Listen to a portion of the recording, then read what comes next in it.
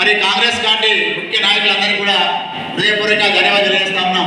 Factory ఉంటే మీకు మీ పిల్లల భక్తులు ఊరు బాగుపడాలని నేను అడుగుతా ఉన్నా. ఎందుకనంటే ఇలా ఫ్యాక్టరీ వచ్చిందనుకో, ఒక ఫ్యాక్టరీలో 4000 మంది ఉద్యోగాలు ఉంటారు. మార్నింగ్ షిఫ్ట్ ఒకరు, నైట్ షిఫ్ట్ ఒకరు. మన పిల్లలను 3000 4000 మంది జీతం ఉంటే మన భక్తులు బాగుంటాయా? ఇది ఆలోచించలే.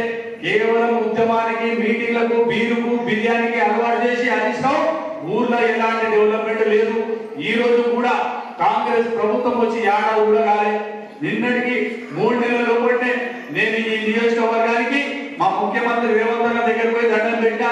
అన్న సిద్దిపేట హరీష్రావు పట్టించుకుంటలేడు, ఎక్కడ మోరీలక్కడనే ఉన్నాయి, రోడ్లక్కడనే ఉన్నాయి, బిల్డింగ్లు లేవు, అంగన్వాడీ స్కూళ్ళు లేవు అంటే ఒకసారి చెప్పిన 5 నిమిషాలకే సిద్దిపేటకు 10 కోట్లు ఒకసారి, ₹1 కోటి ఒక్కసారి, 11 కోట్లు మొన్న 3 నెలలకు శాంక్షన్ చేస్తే మన నారాయణపేట మండలం వచ్చి కొబ్బరికాయ కొట్టిన ముందుల దగ్గర సీసీ రోడ్ గురించి చూసి లేక సిద్దిపేటలో గానో గీనో డబుల్ బెడ్రూమ్ ఇచ్చిందంటే అది ఎవరికి ఇచ్చిందంటే హరీష్ రావు చుట్టూ భద్రత చేసేవాళ్ళకు, ఆయన చుట్టుముట్టు వాళ్ళకు ఆ డబుల్ బెడ్రూమ్ ఇచ్చి ఆ డబుల్ బెడ్రూమ్ కూడా అమ్ముకుంటారు. పోనీ డబుల్ బెడ్రూమ్ ఎందుకుంటారు అంటే అన్నాడు ముట్టుకుంటే రాలిపోతుంది, అల్లుడు వస్తేనేమో నీళ్లు పడుతున్నాయి, బిడ్డ వస్తేనేమో ధర్మ చూసిపోతుంది, కొడుకు వస్తేనేమో గిట్ చూసిపోతుంది. ఇది డబుల్ బెడ్రూమ్ కాదు అని చెప్తా ఉన్నాడు. ఇక గెట్ల ఉండాలి కాంగ్రెస్ ప్రభుత్వంలో చూసి వెళ్ళడం గుడి కాడ మీరు గట్టే గడపాలు వేసి బుద్ధిలో కూడా ఇల్లు గుర్తులు అది కాంగ్రెస్ పార్టీ నాణ్యత నిజాయి. ఇప్పుడు ఇచ్చే ఇంద్రమ్మ ఇల్లు కూడా గట్లాంటి ఇల్లు ఇస్తాం, గట్లాంటి నాణ్యత కలిగిన ఇల్లు ఇస్తాం. అది మీరు కూడా ఈ కాంగ్రెస్ ప్రభుత్వంలో రేపటి నుంచి స్టార్టింగ్ ఇల్లు వచ్చుడు అందరూ కొత్త ఇళ్ళలో పోతారు, సంతోషంగా ఉంటారు, పింఛన్లు వస్తాయి, రుణమాఫీ వస్తుంది, వైద్యం అందుతుంది, బస్సు సౌకర్యం ఉంటుంది. అన్ని కాంగ్రెస్ పార్టీ పాలన స్టార్ట్ అయితే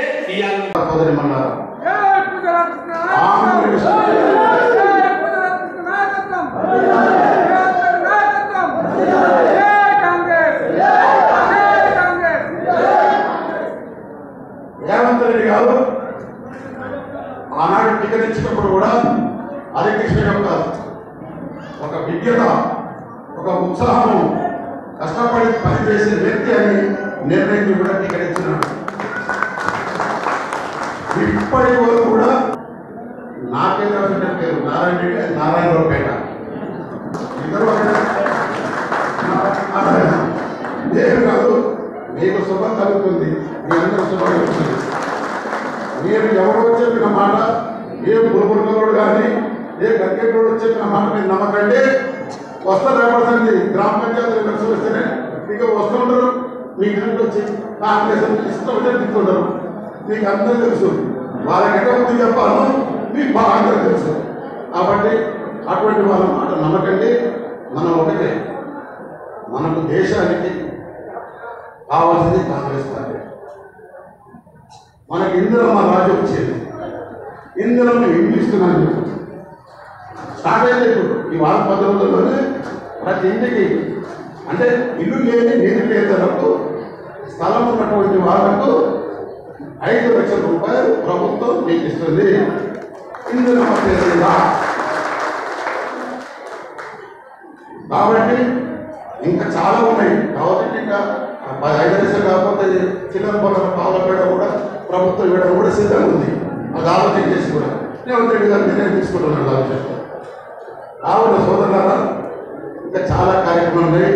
మేము ఒకటి వచ్చింది ఇక్కడ నన్ను కోఆర్డినేటర్గా అంటే మీరు వారి నన్ను పంపించినాడు.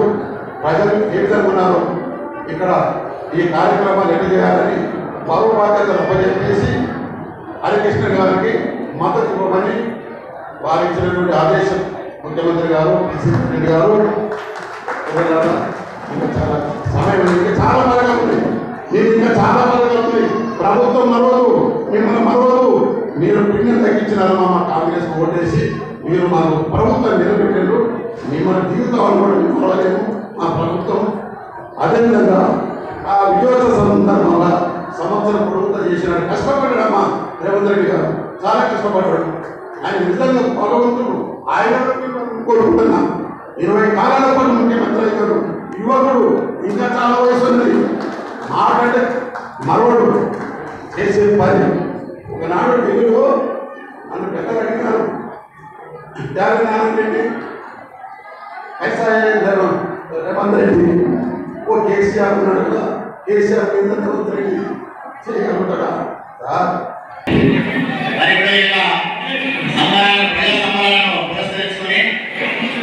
మరియు మన తెలంగాణ ముఖ్యమంత్రి గారు చేసినటువంటి 6 గ్యారంటీల నెరవేర్చిన సందర్భంగా ప్రజలకు మరొకసారి మన గురించి వివరించడానికి మన పెద్దలతో మరి దూరంగా